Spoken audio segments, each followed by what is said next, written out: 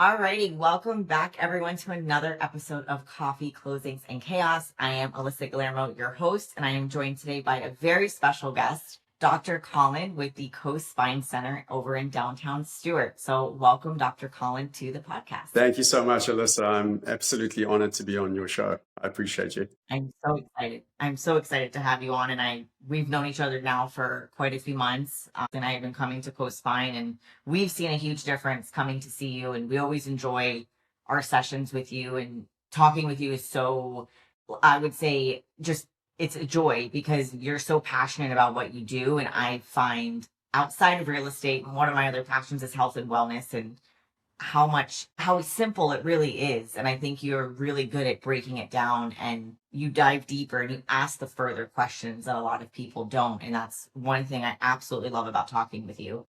Thank you so much. So to kick us off, I want to know what brought you to specifically Stuart out of all places, and what brought you to Coast Spine Center? Yeah, so that's a great question. I mean, listen, Stuart is a fantastic, small Floridian town. It's a beautiful town, but yet I actually, I don't live there yet. I still live in Vero Beach. And the reason why I'm in Stuart with Coastal Spine is really because of the creativity of Dr. Yana Hu. I mean, she's just a beautiful person. She's a person on a mission, just like myself, to help people be healthy, and our community, our state, and then hopefully our country through vitalistic chiropractic care. We got to know each other back and forth a little bit. I had a practice in Vero Beach that I sold in May of last year. And I reached out to her to chat with her, and she's just always going to give you her time. She's going to bend over backwards to help you. She's going to hold you accountable. She's just a great person. And then we started to talk about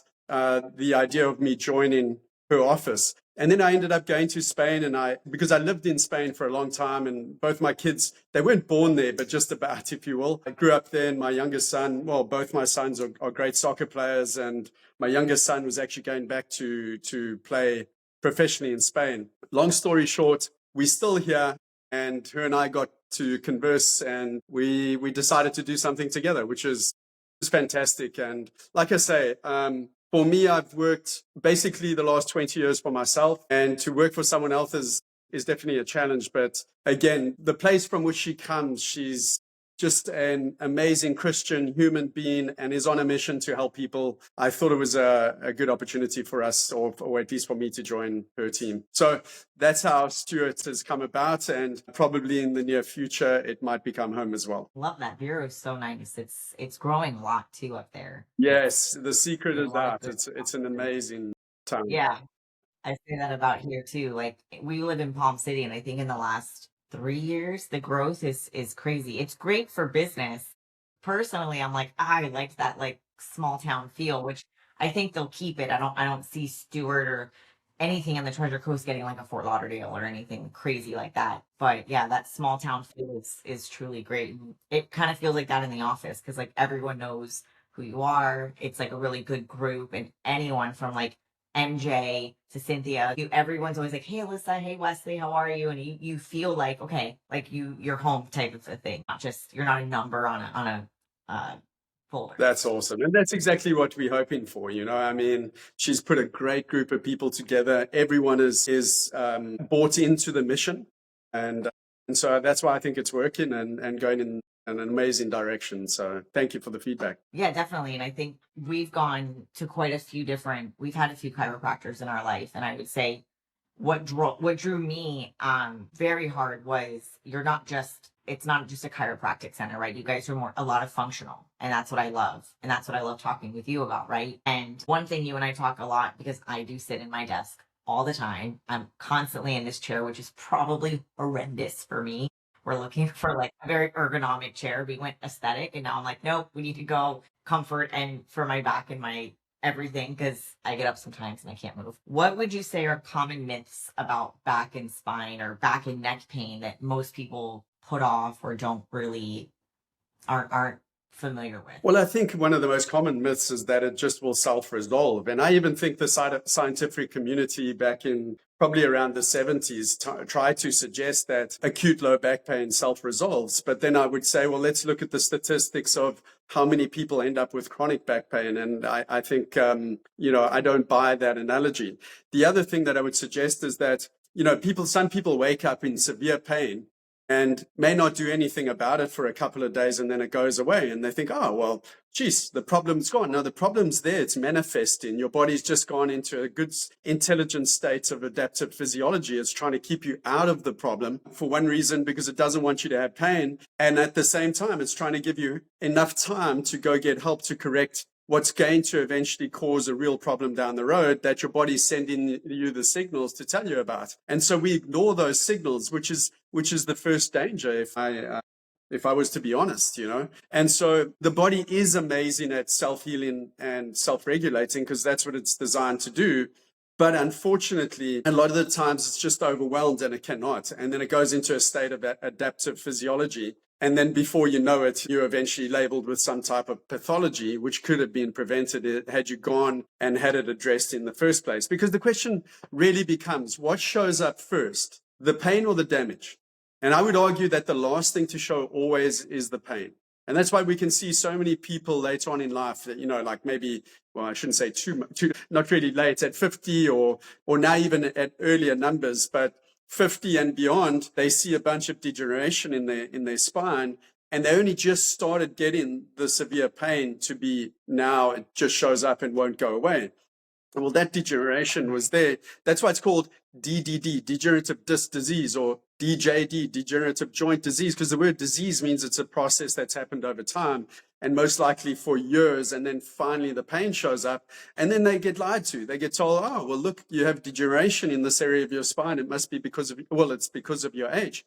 And I'll say that's a complete lie. It's common, but it's not because of age, because every bone in your spine is the same age. And if it was because of age, then we'd see it throughout the spine, and we don't. So it's displaced stress over time, and it leads to finally, when the symptoms show up, we do something about it when it's, in many cases, too late. So that's a very common myth. The other common myth that I see often is that people actually have pain that they otherwise wouldn't even perceive as a result of an imbalanced tone in the upper cervical spine area of the muscles around the C1 to C4 roughly.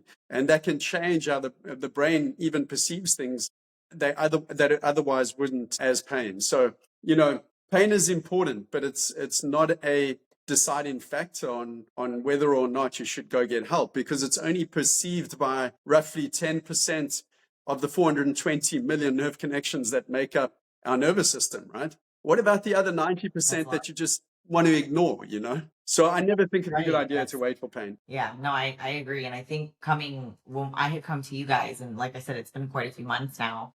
I think we're at like the stage 2. So it's been a couple of months, we've been with you guys for a while. I know when I came to you, I was having a lower back pain, and it was bad. Mm-hmm. And I'm in my mid-30s, I work out, I walk, I try to stay as healthy as possible, and it just would not go away. And I'm not one to pop an Advil for everything. When we were introduced to you guys, within a couple of weeks, we felt like both Wesley and I both felt much better with our neck and our backs. And now we're at that care where we're just kind of at the maintenance level, and it's been truly a game changer. Well, that's what gets me up every day going to work, because the joy of seeing people not just get well, but then want to continue to be well. But as a side effect of what we're really doing is making people not just experience less of their symptom, but actually better vitality and thoughts and sleep and energy and things like that. Those are the things that show up when we allow the body to be in a regulated state, not a dysregulated state, with regards to nerve system function, And we can argue that about 90% of people who seek medical attention, and I would say the same for chiropractors, is because of pain. But again, remember, pain's probably the last thing to show. So waiting for pain we're doing humanity a disservice, but that comes from the allopathic mindset, meaning don't do anything. You can actually go ahead and commit suicide by lifestyle choice and do all sorts of damaging effects to your body. And then when you finally have a symptom, come to us and we'll give you something to take so you experience less of the symptom and you have the illusion that you're healthy again. And this is broken. This is a real broken system, and we don't do that. It's not what we are about, you know? Yeah, I think it's a lot of people put a band-aid on it and just think that's it. I just gotta take this and I'll be fine. And it's like, no, ask those questions, dig deeper. Why am I having these issues? Why, as a 34-year-old, am I having awful back pain? And I feel like I'm not 34 and I shouldn't be having this.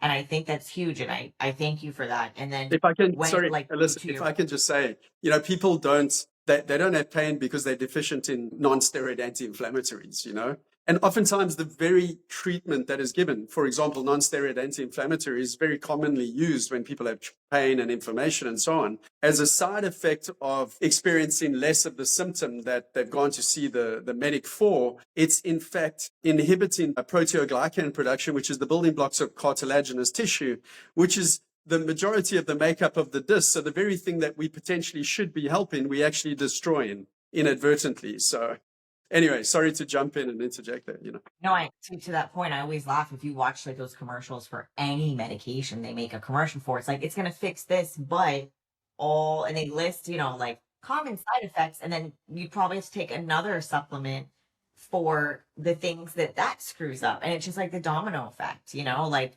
it's I insane. have to tell you something funny. Sorry. So again, my kids grew up in Spain, and in Spain, you're not allowed to do pharmaceutical drug commercials. So they do have some commercials for some of the over-the-counter medications, but pharmaceutical prescription drugs, it's not allowed. So we were here and we had the TV on, and my sons were laughing. I was like, "What are you laughing at?" And they were like, "Did you just see that commercial on TV?" I said, "Well, what happened?" And it was a drug commercial. And they were like, "Well, the drug can give you cancer and maybe even kill you and all sorts." And they just couldn't believe it, And this is Oh, yeah. what's become the norm, Listen, ask your doctor if this drug is right for you, and no one pays attention to, because you can barely hear or have enough time to put together, wait, what is that doing? And then a lot of people have this idea, no, that won't happen to me, I need the drug, and without it I'll probably die. So Yeah, like I'm one of those that it's almost like a joke now that if I do take any medication for whatever reason, we read the side effects because I'm that person that gets most of the side effects. So if this is like dizzy, da da da, like I'll take it and I'm like, oh my God, I don't feel good. I'm dizzy now. And then Wes is like, it's a side effect. I'm so sensitive to that I will avoid at all costs taking medication unless I have to take it. Same goes for like antibiotics because I know what they do to your gut. I try to avoid them like the plague, and I would rather fix something, lifestyle or food, or let it run its course rather than pop a pill and have it destroy my inside, so to speak. sorry, Alice, I know you want to move on. Two things. I think it's super important to plug this in right now. I'm not a medical doctor. I'm not here to tell anyone to stop taking their drugs or to take a drug. It's not my job, and I don't want anyone to be misconstruing our conversation around that, and I'm sure you don't want that either. So I just wanted to No, put definitely. that out there for the people who are Yes. thinking this guy, he's a crazy man. So that's not what we are No, here yeah. about. Disclaimer, we're just having a conversation. This Thank is you. it. Yes. So when it comes to the neck and back pain, and we're talking about when pain shows up, when should someone seek treatment versus waiting it out So waiting when it it comes out, to it? like you've suggested, is to me akin to someone, well, I'm not going to brush my teeth until I get a cavity. You see what I'm saying? I don't think we should wait anything out. I think, well, in our office and in my profession, the vitalistic healthcare profession, we have a saying, from womb to tomb, the baby should be checked at birth. And I have people come into the office and they see me taking care of so many babies, and they're like, oh my God, why do you see a baby? What pain do they have? And I'm like, okay, first of all, I haven't educated you very well on what chiropractic actually is. And secondly, if you've ever Yeah. seen a baby with colic, believe me, they're in agony. And the parents are in agony, wondering what's going to stop this baby, not just waiting until that stress displaces into something else in 3 months' time, like conventional wisdom suggests. Chiropractic care takes care of that very quickly. Again, it's not a treatment of colic, but it's a removal of interference at the brainstem, right at the level of the C1 vertebra, that tends to just switch on the light in the gastrointestinal system, and it starts to work, and colic resolves very quickly. So Yeah, the wait and see approach for me is not a good approach. It's never a good approach in any healthcare. We should always be doing the things that generate health, right? So, in other words, chiropractic first, meaning I've got to make sure that I have a nerve system in regulation, not in dysregulation, that the brain has the proper ability to communicate along the pathways to everywhere in the body so that the body can do its work effectively and be as healthy as it's designed to be. That's number one. Then we've got to talk about diet, because obviously diet's important. This is not a trash can. I've got to provide my body with the nutrients that it requires in order to go run and exercise, or for just growth and repair and so on. We've got to make sure that we have positive thoughts, because where your thoughts go, your energy flows. Nerves that fire together wire together. So you're either wiring up a happy, healthy brain, or the opposite, an unhappy, unhealthy brain. You've got to be able to have appropriate rest at night. If you have a nerve system that's dysregulated, it's not going to happen. And you have to have some type of exercise regimen. So when you are under the proper or a vitalistic approach to health, you don't wait and see. You make sure that your kids are healthy. They have a healthy spine and nerve system from beginning to end, because healthy kids grow up into healthy adults. And right now, if I can just add to it, my main mission is taking care of kids, because right now in the United States, this is arguably the sickest generation of kids in the history of our country. It is the first generation of kids that will not outlive their parents in many. And I think, don't quote me exactly, I think I'm sorry? That's crazy, exactly.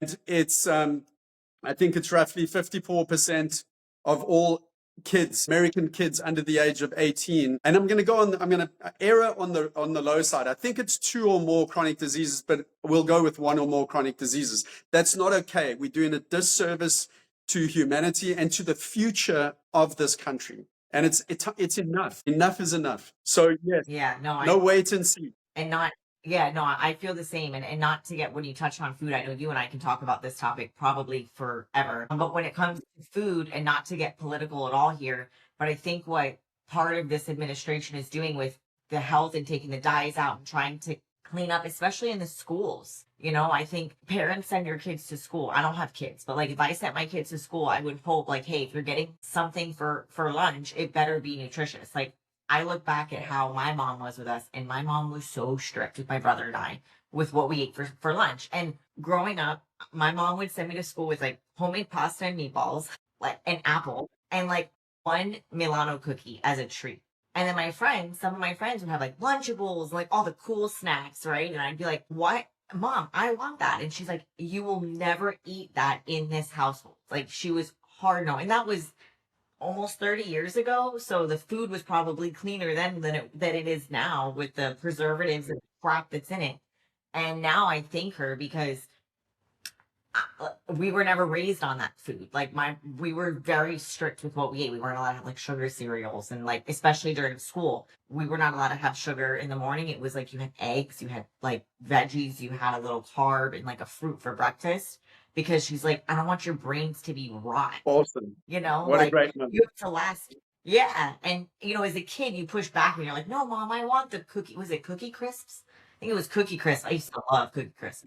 And some of my friends, or like my aunts, would have like the cool snacks at home. And now I laugh, because if I were to have kids, I'd be that mom that's like, you're not eating that. You are not eating that. Don't even think about asking me for that, because And it's as simple as dissecting the label. So like, I have people that'll be like, oh, but this is low fat, or this is low carb. And I'm like, look at the ingredients. I don't care what the front of the label says. When the ingredient list is like a novel and you can't read or understand what the hell half of it is. Yeah. Like, incredible. No. Let me tell you, I lived what a lot of people are now talking about, which is, so again, I could go, and I'm not suggesting it's health food, but why not every now and then go to a restaurant and have a pizza, for example? Now, when we did that in Spain, never ever did I have indigestion, acid reflux, or anything, or even put on weight, and we could literally go eat pizza once a week at a place down the street from where we lived. And it was fantastic, Fast forward to moving back here, me going to eat a pizza out, it never happens, because the first time I did, I had horrible reflux. I had pain in my throat, in my jaw. It was unbelievable. And that comes down to, and this is what people don't recognize, the FDA recognizes 10,000 chemicals as what they refer to as GRAs, generally referred to as safe. They don't have to be labeled, they don't have to be tested, they just put in your foods, for example. And that's not okay. I think Europe is maybe a maximum of 700, which is still 700 too many, but there's a huge imbalance of Yeah. what goes on here versus over there. And I think a lot of, if not, I would argue that 75% of chronic disease in the United States is directly proportional to lifestyle choices and the unfortunate dietary circumstances that Americans, even trying to do the right things, face. Yeah, and I agree. We were in Italy. Oh my God, it was 13 years ago now, but we were there for 17 days. Now, I've always had a very sensitive stomach to lactose. I've always been that way. Oils. I've always had a very sensitive stomach. We were in Italy for 17 days, and I can tell you, I had cappuccino every morning with whole milk. I had cornetto with like chocolate almost every other day. Not I had like a cornetto with just plain. I had pasta every day. I had gelato almost every day. Of course.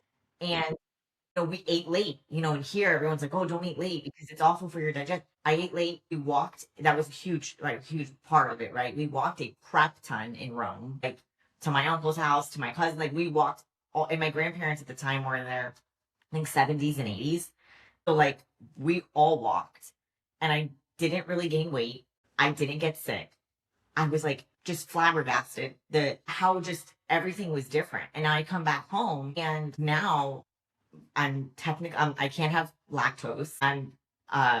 Gluten bothers me, which I know, which is an odd thing because sometimes I can eat it, sometimes I can't.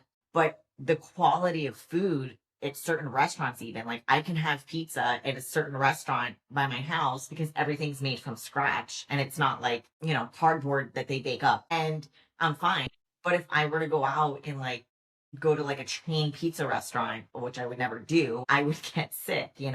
So it's crazy, just those little tweaks where you're fine and what people deem as healthy here. But when you go over to Europe, the food quality is so much better and it's just insane the difference. 100%. And you didn't have a gluten issue in Italy. So it's not a gluten thing. It's a genetically modified and sprayed product that is destroying our guts in the United States. And again, probably arguably, I would even throw it out there, as much as 75% of chronic disease is gut related in this country. And it's because of one famous chemical that I don't know if I should even say the name. But I believe it to be the case. The gluten issue wasn't around, in the 70s. I never heard of it. So It was. yeah, I mean, I didn't even know someone with celiac disease when I grew up. So to suggest that gluten has now just become a bad thing, I don't buy it, because I've seen, like you and like myself and like other people who have been to Italy and Spain and other places and had zero problems with eating bread and pasta and so on that contain gluten. So yeah, it's crazy. It's a fascinating but horrifying at the same time, right? Because you think like, in my opinion, this is one of the greatest countries, if not the greatest country in the world, 100%. but our food is crap. Yeah. Our food is truly awful.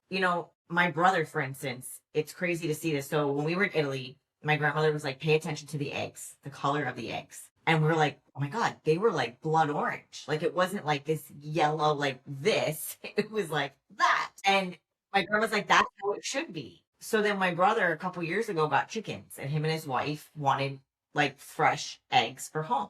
And he would give me like whenever I'd go down to his house, he'd give me like a dozen or two and I'd take it home. And I so prefer those versus going to a store and getting eggs. Obviously the cost factor, but the taste was so much better. Yes.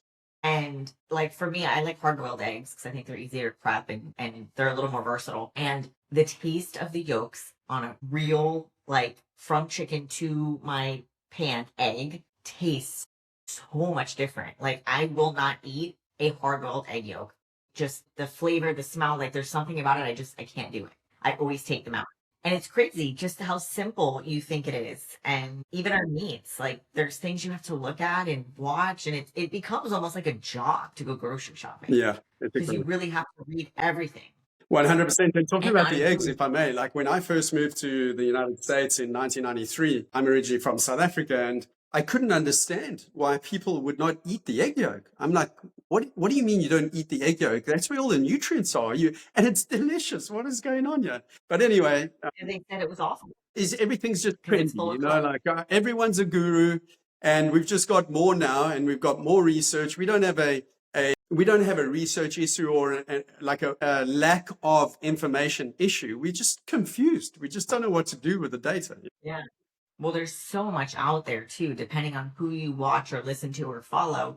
And I think for me, I read everything or I'll research everything. I listen to a lot of podcasts about this because I find it fascinating, especially with when you tie in like health, wellness, working out, food, when you should eat, should you fast? Like there's so many things that go on that you're just like, it's a lot and it's overwhelming if you're really not honed in on what you want to do. 100%.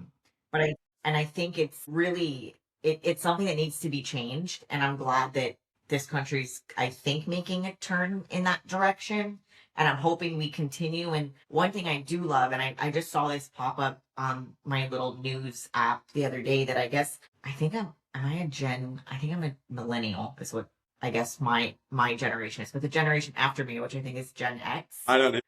maybe. I don't even know. People in their 20s and under, I guess they are like starting to be one of the biggest non-drinker of the generations. And alcohol is not becoming as prevalent in their lives, which I think is huge. Correct. Because I don't think people realize too what alcohol does, I'm not a huge drinker, neither is my husband. When we do have a cocktail or two or indulge, like, oh my God, you feel like such crap the next day, And it's such I don't know, I can go on and on about this whole topic because I find it absolutely just fascinating. And I've been trying to eat all my colors lately, trying to make my plate as colorful as possible and get all the fruits and veggies in. But yeah, we'll pivot from the food side because I know you and I can go on and on and on about that one. So tying a little bit in real estate, right, and moving and getting settled in homes, how can moving home projects, everyday lifestyle and habits impact your spine? Tremendously. And here's the thing, we are designed to basically be moving our body throughout the week, right? But people end up spending hours and hours sitting during the week. And then all of a sudden on the weekend, they got these 6-hour projects of picking up heavy things and rotation and gardening, and all these things have a huge negative impact on the body. But mostly because during the week, we were doing nothing to keep the body in motion and as healthy as possible. And so it's not really prepared to do these things that otherwise should be maybe left for people who are paid to do them. So yes, tremendous stress on the body.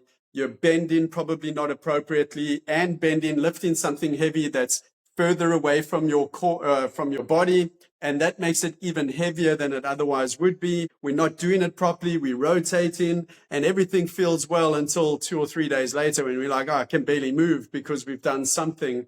But I didn't have this, and I didn't have it while I was doing it. Well, yeah, not too many things show up the day of. For example, cancer, right? Cancer may be 10 years in the making before the people can start to feel the disease and before we can even measure it, depending on the type of cancer. So things don't just show up. I hear it all the time in my office. Well, I did this 2 weeks ago and I've been fine since. Yeah, okay. It just was a question of time before your body couldn't self-heal, self-correct.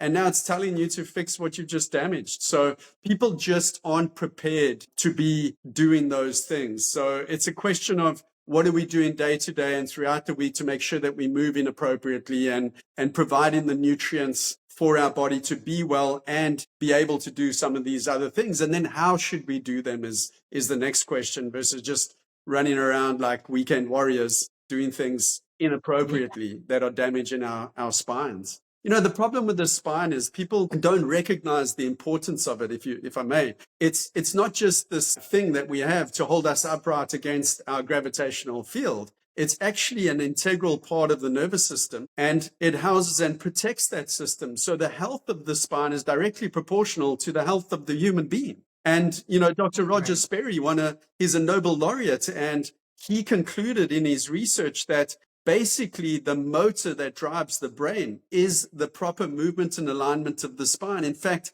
it's it's the major, it's the most important nutrition for the spine, that proper motion. 90% of the brain's nutrition comes from the proper movement of, and alignment of the spine. So we have to make sure that we're doing it appropriately, efficiently, and effectively, and that there's no imbalances in it, because otherwise it's going to be unhealthy. And then you go do the work on the weekends and you're just going to damage not just your spine and create pain, and then you're just going to take something to get rid of it. You're actually going to cause a serious impact long term. Oh, wow. That's interesting. And then I have a question. This wasn't a preemptive question. Talking about sitting and working and all that, what would you give someone as a suggestion, right? Or anyone listening or watching to this podcast who work from home, right? Because I think for me, I'm looking into getting either a desk or not. I don't need a stand up desk because I'm 4'11". I can just stand up and it's the perfect height for me.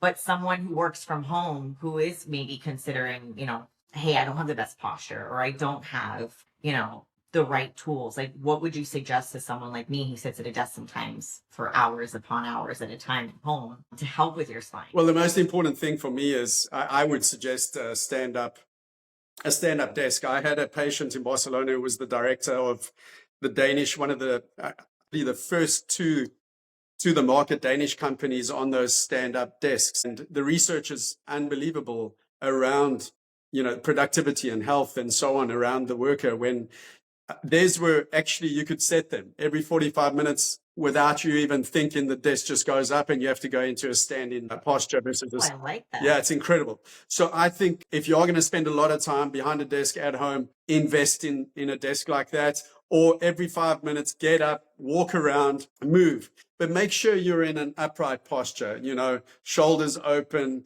head upright, not bent over, because that's negative. It shuts breathing down, and it's a stress. Your body and your nerve system reacts to an imbalanced posture as stress. So yes. And then you guys have a cool, I like to have a sign in the office in front of where you adjust. And it's with these lovely little devices that we have attached to us all day. And it shows the weight difference of, I guess, what do you call it? Text neck, that I guess when you're looking down, like most of us do just automatically. And how much weight is that on the spine versus looking up like this and not bending your neck? Exactly. And there's a lot of research about it, and I'll get to that a little bit later. I wrote a whole chapter in my book about chiropractic and spine related issues, but there was a very important paper done by Dr. Colin, and he concluded, and I'm sorry, it's kilograms, but anterior head posture, neck, anterior head syndrome. It's changed its name a few times, but now it's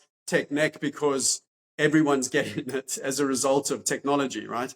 But it increases the weight into the spinal system by up to 30 kilograms, which we can argue is roughly an 11-year-old child's weight that is displaced into your spine as a result of that anterior head posture, that forward head posture. So what that's doing to the surrounding structures, to the muscles, the ligaments and tendons, is putting that into a state of stress. And then when people get the headaches as a result of the neck tension and so on, and the imbalances in the neurospinal system, then oftentimes whoever they go see, because they come from a reductionist mindset and treat effects instead of looking for the cause and what's the cause, they blame muscles. Well, the muscles are doing exactly what they're supposed to. They don't want that head to go any further. They don't want your shoulders to slouch any further forward. So that muscle tension is an intelligent response to what you're putting your spine and your body through, So to play muscles and then give you a muscle relaxant is inadvertently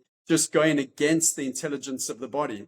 The questions have to be different. We've been asking the wrong questions for way too long now. The questions tend to be, well, first wait until you have a problem. And then when you have a problem, the two worst questions on the planet, I'm sure I told you this when we did your report of findings, are what do I have and how do I treat it? Which takes us into treating the effect and not the cause. And then we have this illusion that we're better because we're experiencing less of the symptom of what's going on. Yeah, that's very true. It's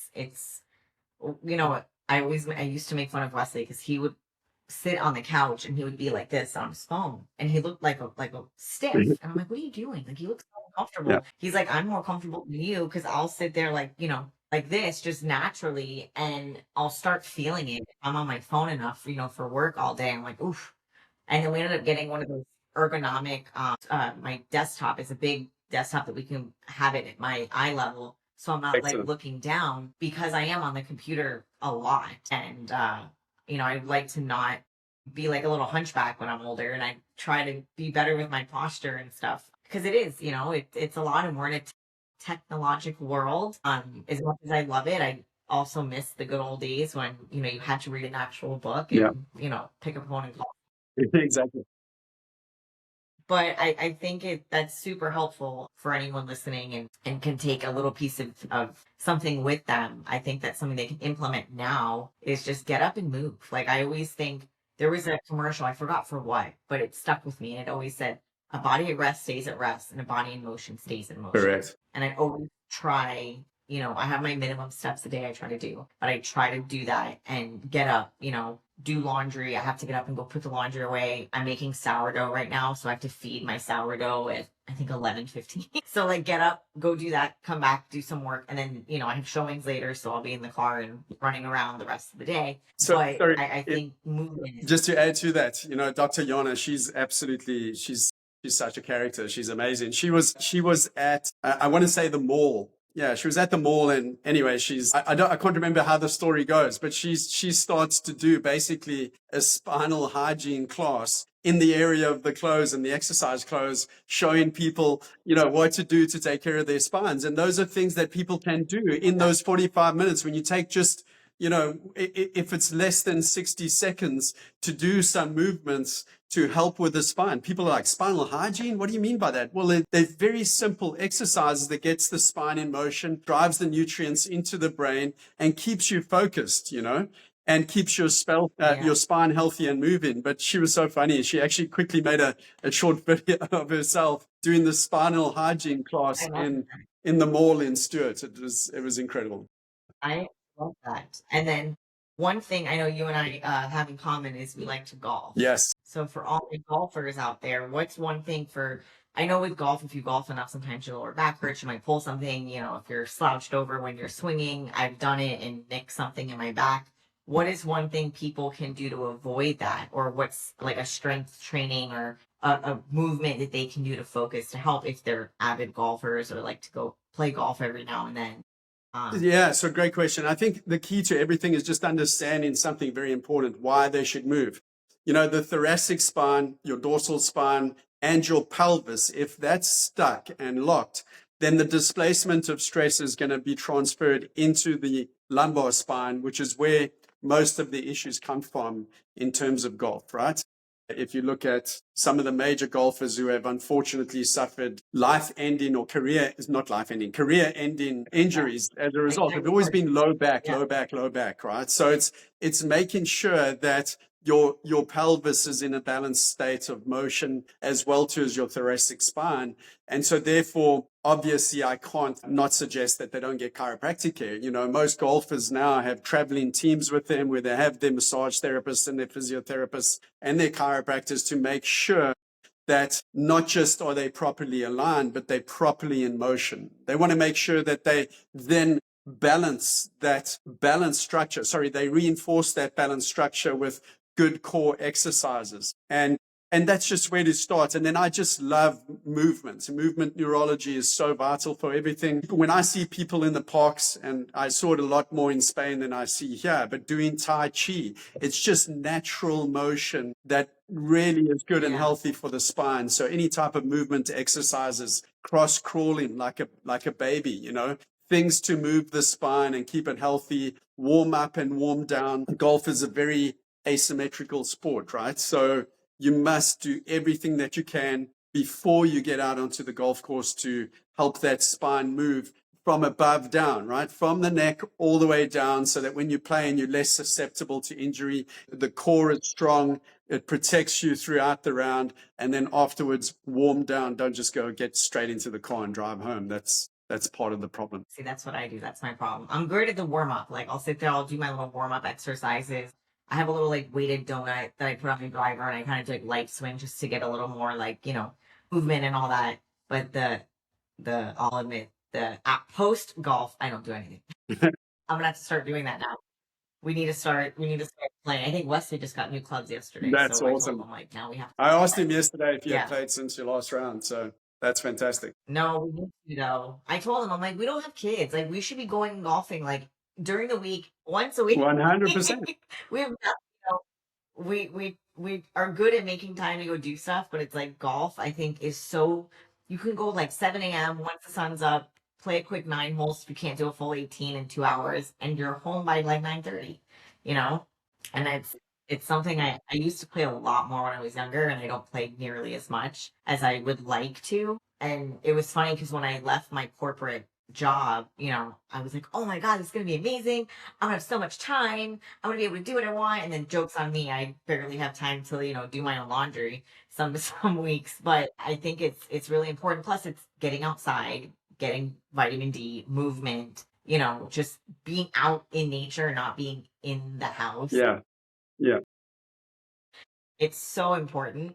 And sorry, And then what are if I may, sorry, just yeah, talking about vitamin D and the sun. The sun has been defamed for the last, I don't know how many years, and skin cancer and all this nonsense. I mean, there's research to suggest that it's actually the diet that's causing the skin cancer, not the sun, because they've actually done studies comparing the typical Western diet to the animals eating a healthy diet, and the group that ate the healthy diet and exposed to the sun the same amount of times as the one eating the Western diet that had zero cancer. Zero cancer.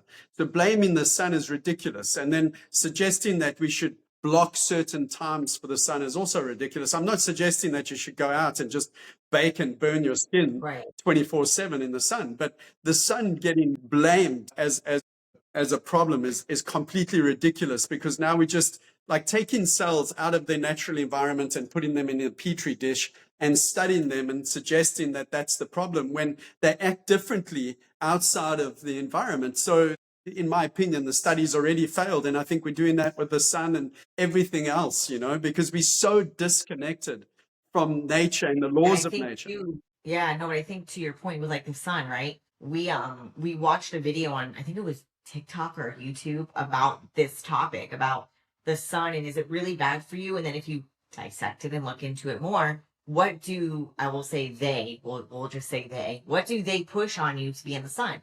It's sunscreen. 100%. But then if you look at what's in your sunscreen's full of just chemicals. It's just awful. So we've been trying, like at home, we're trying to buy like just zinc, like just as clean as possible. And yes, people are like, oh, but they're so expensive. It's like, listen, it's still cheaper than the medication they're going to put you on if you, God forbid, get skin cancer, or if you get sick, or if you get anything. Your $20 bottle of sunscreen is cheaper than a treatment. And I hate when people say that. Like, I'll say, oh, I go to the store, I buy, I love Japanese sweet potato. I love, or, clean grass fed organic beef that is like, I'm very particular of where I get my food from. That's so expensive. I'm like, it's so much cheaper than in the long run of eating unhealthy crap and having to deal with the side effects and the longevity of putting that in your body. And so our conversation earlier about food, same goes for sunscreen and products we put on our bodies 24/7. I love candles. I love candles. I love the smell of candles, but I know they're awful for you. So I'm trying to find a better way to get like organic or like natural oils in, because again, it's making small choices every day that compact and make the bigger impact. Versus, granted, I'm not perfect, right? I'll have an Oreo every now and then. I'll put on, some baby lotion. It's probably not great, but it's like you have to live, but you also need to be conscious of what you're exposing yourself to, especially when you have children. 100%. Like what you're putting in their bodies, what you're giving them. Like, I don't think making, saw a video of this mom making her kids goldfish from scratch. And I'm like, good for you. Like, I'm all for it. Like, I don't have time to do that, but that's really cool. And that's why I started making sourdough at home, because I can't eat if I buy bread at the store. First of all, sourdough bread should not be anything other than flour, water, and salt. So when I go get bread at the store and it's sourdough and it's a long list, I'm like, no, like why? It's so easy to make it home. 100%. And it's better. Like everyone's been told 3 lies. They're sick because of bad luck, bad genes, old age. It's all nonsense. right? So it sets you up for failure already. So it already takes away from the fact that you should be doing, eating appropriately. You should stop self-destructing your body with negative thoughts throughout the day. You should be doing all the right things. And then the sun's not going to be an issue. In fact, it's going to give you energy and vitamin D, and it's going to give you everything that you need to be well. All the things that we are defaming have nothing to do with them directly. They're indirectly, because it's really you just poisoning yourself from the inside out, and your body's getting sick. So we blame the outside in approach, which is where medicine fails. The medicine is unbelievable for crisis and intervention. Thanks for those guys. The problem is they converted to we do everything now. And well, how's that working out for us? Not very well. And for the people who don't like to hear a chiropractor say these things, that's okay. I'm sorry, but you're welcome to come get into a healthy system and model and see what happens when you do it versus just stay stuck in this ridiculous reductionist world that does nothing for health. In fact, you buying your health insurance is almost a testament to you planning on your sickness that you will one day get, right? So Yeah, don't get me started on insurance. I think health insurance, car insurance, home insurance, I think it's all bullshit. exactly, yeah. Like, I'm not for it. I think it's crazy, but it is what it is. Unfortunately, it's things you can't escape from. And I know we had talked about what people can do every day, to help their bodies, but how can stress show up physically in the body that someone might not realize that's a direct correlation to stress? That goes back to posture, right? First of all, Dr. Hans Selye, who's a Nobel laureate, he was considered the father of stress. He coined the term stress, suggested that the disease process starts with postural distortions. So when you look at stress, you see people with that forward head posture, slouched shoulders, hunched body, right? Muscles in tension. And eventually, what does that lead to? Well, it leads to problems. And so that's what you got to work on, just be proud, sit up straight, work on your posture. If ever I talk to patients, and my model in the office is, hey, I have your history. I know all the bad about you. Let's throw it in the trash can and tell me the things that are good. Because when you give someone the opportunity to say, hey, how's your pain? Oh my, if you look at their posture, whenever someone talks about negative, they don't have a happy, healthy posture with a smile on their face. Their posture goes into a negative stress state, which stimulates sympathetic response in the body. Actually, that forward posture will actually inadvertently shallow your breathing. There's nothing healthy about stress and posture, a negative posture. So yeah, it's important to address that, understanding that it's the start of the disease process. So when you see someone start to talk about their negative life, their face becomes unhappy, the tone, the posture slouched, and it's not a good thing. But when I say, hey, wait, hey, tell me something good, and all of a sudden they went from this negative state to all of a sudden they're smiling, and that's what we got to do more of and get people to appreciate about their health. And I dedicated a whole chapter, if you don't mind, in my book about stress and some of the things. And again, going back to Hans Selye, I talk about him. The Journal of American Geriatric Association did a study and found that older people, adults with hyperkyphotic posture, had 1.44 times greater rate of mortality compared to those without such posture, even after adjusting for age and sex. The Journal of Neuroscience, it talks about a connection between the muscles in the neck and the area of the brainstem called the nucleus tractus solitarius that plays a key role in controlling vital organ functions such as heart rate and blood pressure. And the discovery highlights how neck health can directly impact cardiovascular function and blood pressure. The American Journal of Pain Management talks about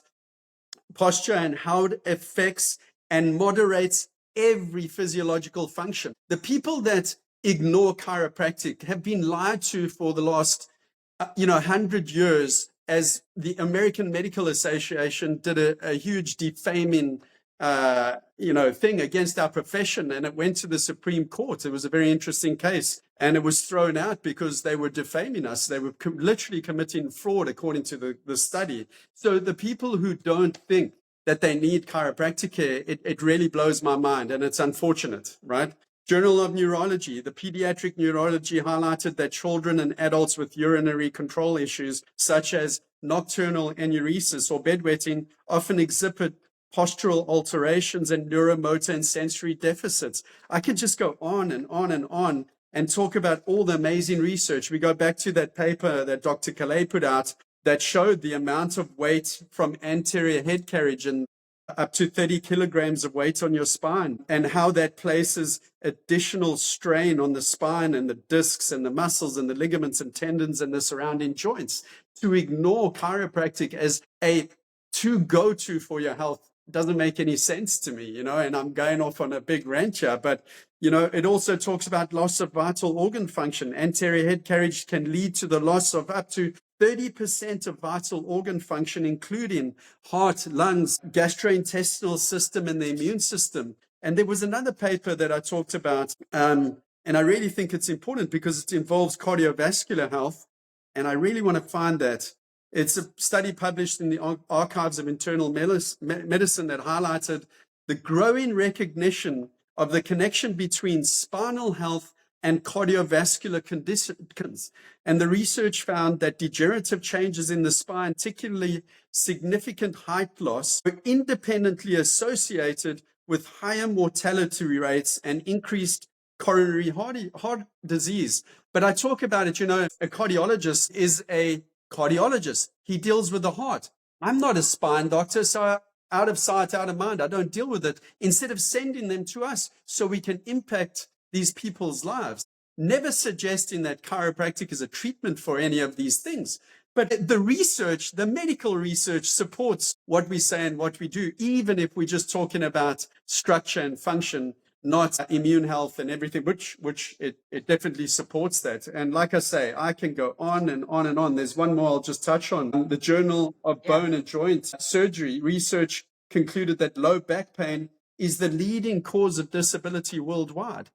So even if you reduce us into this model of low back pain, we still outperform conventional wisdom at helping people with that. So yes, I love that. And I hope you don't mind that I plugged my a chapter from my book on No, it. I was gonna ask you, can you give a little synopsis to anyone listening or watching this? What's your book about and where they can find your book? Yeah, thank you so much. My book is called, I'll just put it up here, An Inspired Driven Life. You can find it on Amazon if you just type in An Inspired Driven Life. And I'm Dr. Colin. I'll put a link down as well so they can just click it and go. Correct. Yes. And so really, I think inspiration is what leads to success. If I look at myself as a child, I was inspired to be a golfer by watching Severiano Ballesteros and Jack Nicklaus and Gary Player, and just learning and visualizing everything they did, which made me want to be a golfer. I also was, soccer was really my sport, which has taken me all over the world. And so I looked at the great players like Maradona, and, there were other players in the time that I just absolutely admired. And I wanted to, they inspired me to be like them, which gave me a lot of success. And I wanted the book to be, how can I inspire people and recognize that inspiration is what drives everything. And there is the most important thing in your life is your health. Without your health, you have nothing. And there's a lot of people who have suggested that when you're healthy, you've got lots of problems, but when you're sick, you have one problem and one only.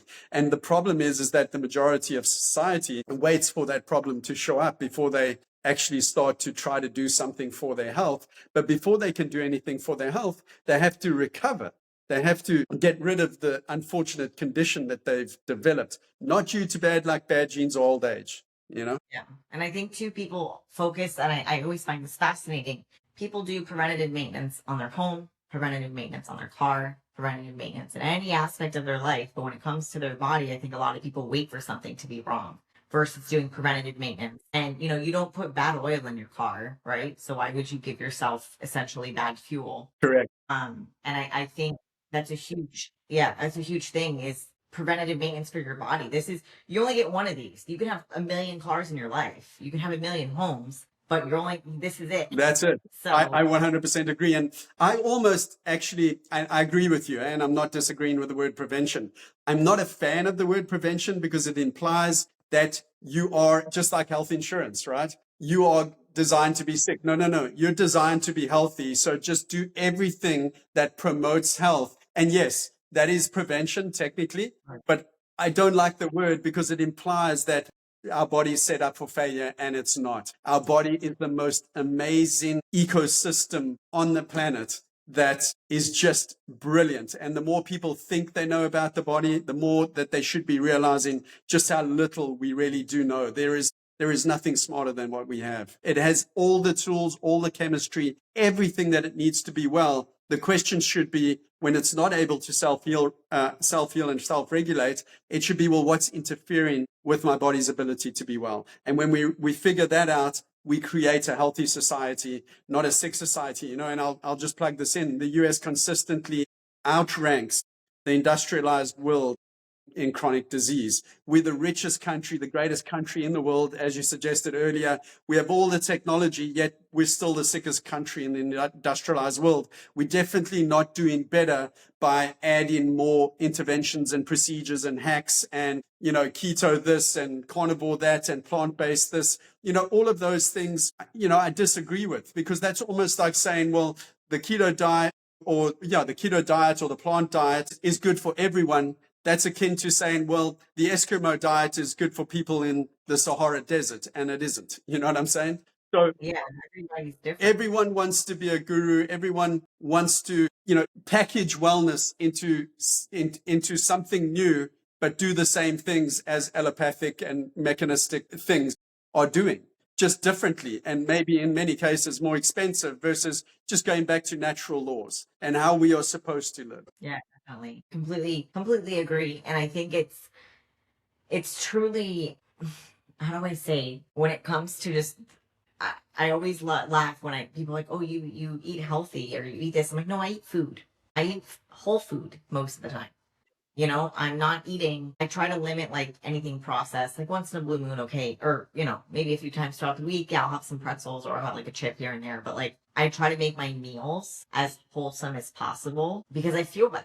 It's not, first and foremost, it's how you feel. If you feel like crap, you're going to eat like crap. If you're not prepared, it's so easy to run to a Starbucks, a Chick-fil-A, like a fast food restaurant because you're on the go. Versus like today, I have showings from like 2 to 5, so I'll be gone from probably 1 to 6. I will pack a cooler and I will have snacks and I will have water and like stuff to keep me going, so I don't like want to run and eat like some fast food that I know I'm going to end up feeling like awful later. Exactly. And it's the domino effect. And it's I don't know. I think this whole topic, I think, is something people need to start looking into and talking about more. Because I do think I see it, I don't know if you see it or you agree, but I think nowadays health and wellness has become such a big topic, and it's, I don't dare I say trending, but everyone's doing Pilates. People are trying to eat better. Like it's become either my algorithm is just showing me this or everybody's starting to pay attention, because that's what I see more. I see more people trying to eat healthy. If you follow people on TikTok, the day in a life, everyone gets movement, everyone's trying to get the 10,000 steps. Hey, you know what? Good for you. Just do it. Whether you achieve it or not, if you get close and you're trying, that means more than anything. Don't kill yourself to get the 10,000. If you're at 7,000, hey, you know what? That's 7,000 steps. That's still a good movement for the day. 100%. And the problem is though, listen, I agree with you. I'm not in agreement with measuring macros and, putting these glucose monitors on and doing all sorts of things to consistently measure, over time. Because a lot of the people are still living a life of 24/7 chronic low-grade stress, which means basically they put the tiger in the pocket and kept it with them 24 hours a day. So the body's still going to break down. I don't care how much you go to the gym. That's why we see, in the United States, more gyms and more supplements and more hacks and more everything. And we still have more chronic disease, and cardiovascular disease is still on the rise. It's not declining. Cancer rates, autoimmune disease, all of these things are still higher than ever because we still coming from the wrong paradigm. The paradigm has to change. Your philosophy around why you're doing what you're doing has to change, and you have to address the tiger that's in your pocket. Because if you're not addressing that, taking your email to bed with you at 10 o'clock at night and then waking up to it is chronic stress. It's a tiger in your life. And if we don't change these things, I don't care how much gym you do, you're just setting yourself up for breakdown. Even though that's a healthier approach, you're still going to have breakdown. Your heart rate is still going to be consistently elevating over time. Your blood pressure, your immune system is going to be affected. You don't need your immune system when a tiger is trying to attack you. You just need survival. Yeah. The anxiety centers in the brain are going to be elevated and activated. Serotonin is going to need to be overly used and eventually won't keep up with the demand. And we have a whole epidemic of depression. And then don't worry, we've got the treatment for it. And those treatments are not solutions. They're part of the problem, not a part of the solution. So yes, I prefer what people are doing, and people are getting more involved. I just want us to try to live a little bit more simply in terms of, like, when you look at the blue zones and old people of Sardinia, they're not measuring macros and, scheduling time in the sun. They just live it. And Americans will complain and say, oh, I don't have the time. Well, one day you'll have to make the time for your sickness. And what I see, if it hasn't arrived by the time you get to 65 and want to retire and enjoy your life, that's where it shows up. And boy, those poor people are not living. And they keep telling me, yeah, but we live longer. No, you're just on this planet longer. You're not living. Look at you. You're going from one specialist to the next. You're telling me about your favorite pharmacies and where you get your drugs from. And you never go away. You never rest. Your sleep is terrible. You can barely move. You're always in chronic pain. And yet we think that, the advances in medicine have made us live longer. Okay, great. That's fine. But are you actually living? And that is the real question. I think that's so true. Like, I'll take my grandparents for an example. My dad's parents, they're from Italy, from Rome and just outside of Naples. And my grandfather lived till he was 95, and he was a pretty healthy 95-year-old till the very, very end. And my grandmother's 92, and they played golf until their 80s. My grandfather drove. He still did business up until the very end. My grandmother still does business. And if you look at their lifestyle and their health habits, my grandmother cooks breakfast, lunch, and dinner. She cooks whole, real foods from Italy. And I think people have this perception of Italian food as nothing but carbs and pasta. But she'll cook fish. She'll make little light stuff with like beans or something, little, the portions. Like, don't even get me started on the portions. But like, she'll make like a good portion, but it's not like an oversized, supersized meat portion. And they were always healthy, minimal for their age, minimal medication. Mm-hmm. They're not popping pills all day, every day. And it's a testament, I think, to the lifestyle. They played golf every day. They traveled. They were always moving. Like, up until, I would say, this last year, my grandmother had a fall. She's even now, she's as active as she can be. She hates to sit. And I think that goes back to maybe the European lifestyle, right? Like, they're always moving, they're always doing something. It's not sitting in front of a TV watching Netflix all day, browsing. Because I think, as much as I love these devices, right? Because my business is run off of a phone. You don't have to get up anymore. Like, everything can be delivered to your door. Everything can just come to you. You don't have to go out. And I'm guilty. On the blue moon, I'll order, groceries when I have a crazy day. But I do enjoy going to the grocery store, walking to I'll park as far away as possible and walk into the grocery store. That's exactly what I wanted to plug in there, was when you go to the grocery store, don't park, spend 20 minutes driving around trying to find the parking in the front. Go park as far away as possible and walk as much as you can, every opportunity you can. And I don't want this to sound like, yes, I am an immigrant, and so I'm not technically an American, but I don't want to sound like we're shitting on Americans. But, this is where we live, and you're an American, and my family's American, and our mission is to help, make America healthy again. I love that Dr. Kennedy, Robert Kennedy, I call him a doctor. I'm going to be in trouble for that. But anyway, Robert Kennedy is trying to do what he's doing. I mean, he's a role model himself in how he takes care of his own body. Now, of course, if people take this politically and want to talk about the negative aspects, that's up to them. But we want to be the solution. We don't want to be a part of the problem. And until we recognize that, we can do these things. And one of the most important things that I noticed differently in the 12 years that I was in Spain was people actually were looking for ways to if they were taking medicine, to not take medicine. And it's literally like, if you went to a pharmacy after a medical doctor prescribed you a drug in Spain, and you went to the pharmacy, you're walking away with a drug that would cost so much money. You might have paid €2 for. Now, that means Well, for them, our medicine is pretty much free. Why wouldn't we just take it like, because it's there? They actually don't want to. Whereas I have a lot of people that are taking 6, 10, 12. I had a person taking 36 drugs every day, suggesting to me that they were healthy. And I was like, what do you mean you're healthy? You're taking a ton of medications every day. No, doc, it's keeping everything under control. Well, the last time I looked at Dorland's medical dictionary definition of health, that is not it. Keeping your diseases under control is not health. You're not healthy and you need to make a change. And we need to do everything we can to help you and your medical doctor get you off medicine. I'm not practicing medicine. I don't want to tell you to take a drug or not to take a drug. I want to do everything I can to make you healthy so that your doctor does not have to prescribe you medication anymore. Yeah, no, I'm all for that.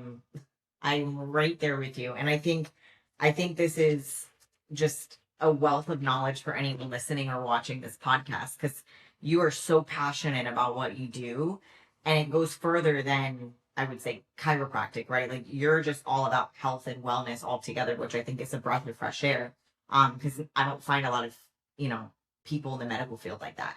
I think a lot of, I don't like going to anybody who's just going to push me a script and be like, here, go on your merry way. Like, I will tell doctors that walking into the room, like, don't even think about, I'm not going to take it, and this is not going to happen. And I think if anyone can take away anything, it's for me, what we've just discussed is take care of your body, right? Movement, posture, as I probably should fix mine right now. Yeah, me too. And, and do your research, do your research, know what you're doing, know what you're talking about, know where your food's coming from. And then just to kind of wrap up here, I just want to touch on Coast Spine Center and kind of highlight that. What would you say makes Coast Spine Center unique?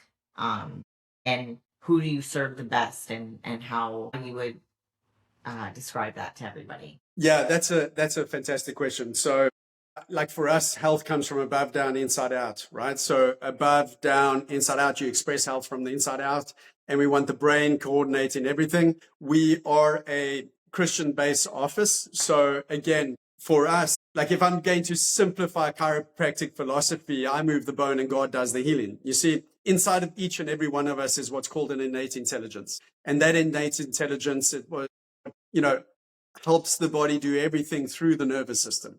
And that's basically God, right? Just like there's a universal intelligence controlling the universe, and that's where it starts. So everything starts from above down. So above is our boss, who is Dr. Yana. And again, she's an amazing individual, and she's put a model together that she believes can best serve her community. She's hired me to be the lead chiropractor in vitalism, in really what everything is about, meaning the number one and most important part of the office is vitalistic health, understanding that your body is self-healing, self-regulating, it needs no help, just no interference, and healing happens no other way, right? So that's where it all starts. And from there, she has expanded, if you will, the office. We have an amazing chiropractor, Dr. Craig, who's also a nurse practitioner, that does some other things in the office, like PRP and stem cells. And we talked about it earlier. I always get this peptides and some of the things that are certainly, if you will, trendy right now. Those are the things that he specializes in and dedicates that side of the office to. And then we just have a team of people that have bought into our mission of serving God and serving his people. And we believe then we get taken care of as a side effect. You know what I mean? So I think, yes, it's a very special group of people, but like everything, it starts at the above, and we have a good leader, and she is someone that's a pleasure to work for. Everyone on the team, from our manager, MJ, to Cynthia and Michael and Michelle and the other Michelle and Kristen. We just have a great team. And I think people see that. We have 2, what we call Better Results Faster workshops that I present every month in the office that people are welcome to attend. So if you live in the area and want to attend that, you can definitely call the office and schedule a visit for that workshop, and where I help people understand the importance of chiropractic and health. And if I can just say this for a second, Dr. Dan Murphy, at one of his seminars, he's a great chiropractor and researcher, talked about an important time in chiropractic when roughly in 1918, well, not roughly, in 1918, the Spanish flu happened, right? Biggest epidemic in the history, at least of our existence, or that we can remember, killed somewhere between, let's just say, 40 million and 100 million people worldwide. And so there weren't enough doctors in America to take care of everyone, right? So they had to kind of create a hierarchy of who the people they should take care of, because those were the ones they think they could help save lives, and the rest they kind of just pawned off, you know? And a lot of those people went to chiropractors. And there apparently was 1/40th of the deaths that occurred in the chiropractic group versus the medical group, which showed that chiropractic played a major role in immune system function.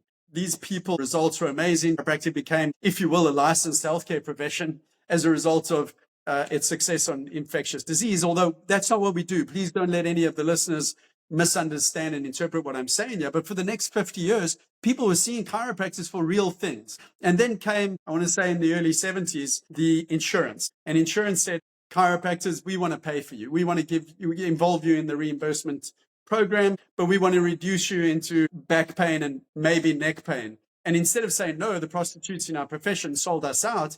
And so that's what people think of as chiropractic. We're disserving you if that's really what you think. Chiropractic's all about the nervous system, which is the master controlling system of the body. And when we help people with their nerve system and regulate it, not have dysregulation, help them with the structure and function of the spine, we have the healthiest communities on the planet. And there's evidence to prove that. There's studies done comparing kids under chiropractic care versus medicine, and the results are profound. There's studies done on groups over the age of 65, seeing chiropractors as their primary care providers versus medical doctors. And the most important statistic for me was a reduction in pharmaceutical drug costs by 85%. That means our group was way healthier than the group who sought medicine. I wanted to at least touch on that if you didn't mind. We have an office that's really focused on vitalistic healthcare, even though there is these other components that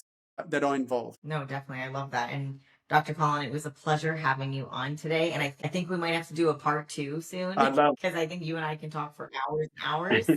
And I truly enjoy getting out of my world of real estate and talking about this, because it's something I am passionate about. And I think it's an important topic everyone needs to hear and listen to. So before we kind of close this out, where can everybody find you on social media? What is your... So you can just go to at Dr. Colin Buck on Instagram and YouTube, which I'm only really just getting started to really bring vitalistic health to the world. The message of it, it's not a chiropractic social media thing. It's not just another person in the wellness industry trying to sell you a different packaging of it. It's a way to explain to you the natural laws on how to be well. So they can find me in those two places mainly. And I also put some videos out on TikTok, and I can't remember, it's probably just Dr. Colin Buck as well, but that's where most people can find me. Yeah, I'll tag for everybody. I'll tag Dr. Collins, all his Instagram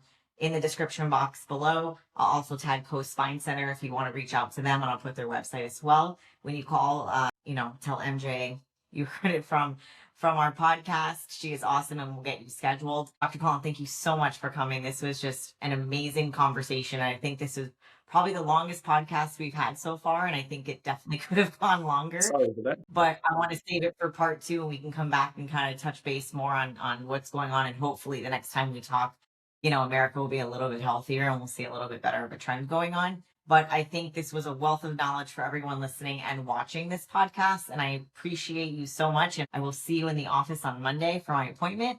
And for everyone, thank you so much for tuning in on another episode.